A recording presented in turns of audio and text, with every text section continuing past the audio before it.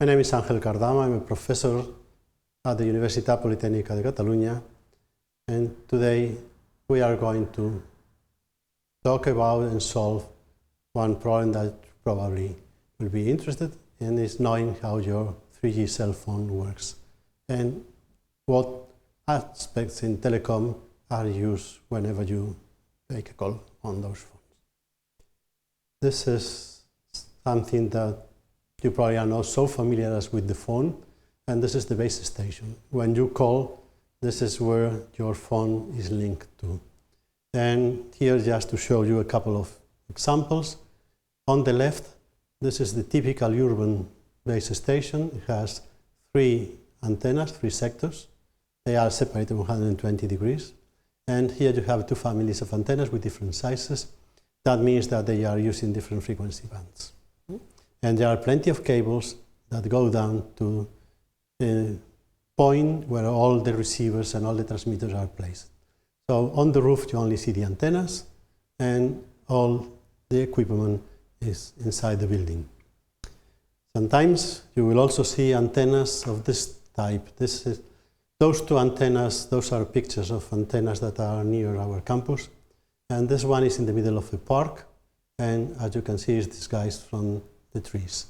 It's painted in green. The antennas are on this part. They resemble a chimney, and here you have the building with all the equipment and the radio link which connect your mobile phone to the fixed trunking network is in there. So this is just part of the system. The other part is your mobile phone. Now I propose you to study the following. You are just walking in the city, and you have a 3G phone, and you want to connect to a base station. The base station is located 1 kilometer away from you, and you want to make a call and also send some data. The bit rates for those 2 connections are going to be 12.2 kilobits per second for speech, and for data 64 kilobits per second. But the phone will spread those data, both for the speech and data. The bits will be spread at the rate of 3.84 megabits per second. And this will allow the system to get the processing gain on reception of 25 dBs for the speech and 17.8 dBs for the data connection. Now you need to know the power. So in this case, although the power is controlled by the base station, let's assume that you are transmitting 21 dBms power. And your phone antenna that is very close to you and inside the phone has 0 dB gains. That means it's a unit gain antenna. In fact, it's spreading the signal all over the place. And since the antenna is very close to your head, then you may assume that you have an additional 3 dBs of loss because you are holding the phone and you are very close to you. While when you are sending data, you normally have the phone in front of you, so there you may not need to consider that loss. Now, the antennas you have seen for the base station have a gain of 18 dBs, and let's assume that the noise temperature of the system is the reference temperature. That's to simplify things. If there is a different value, then you have to make minor corrections. But let's assume that the antenna and the reference temperature, in this case, are 290 degrees Kelvin. And there are cables. You have seen the cables in the picture. So let's assume that those cables have a loss of 3 dBs. And your receiver on the base station is also noisy, and the noise figure is 5 dBs. In those systems, you are not the only person using the system. There are other users, and they will contribute with interference. So in this case, there's a raise of the interference level that is very similar to noise, and we will consider that all other users in this cell are interfering in your call with a 3 dB penalty. So you have to add this interference to the noise in the system.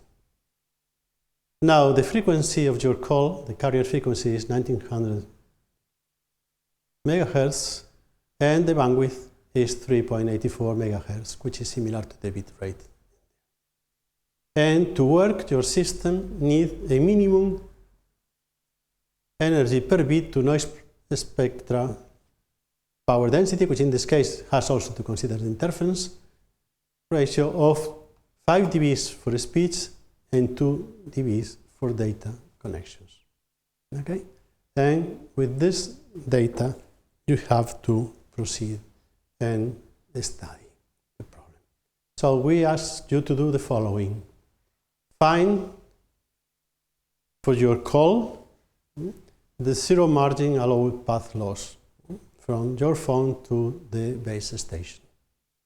So you are not considering any additional effects, just you have the antenna, you have the power on your mobile phone, you have the data for the receiving antenna, and you have the distance and the frequency. With this, you find the parameters. And then once you have this path loss, we ask you to use one of the many models that are in use to see the cell range. In other words, to see what will be the distance at which you could talk on this phone. And check that you could do this with those parameters.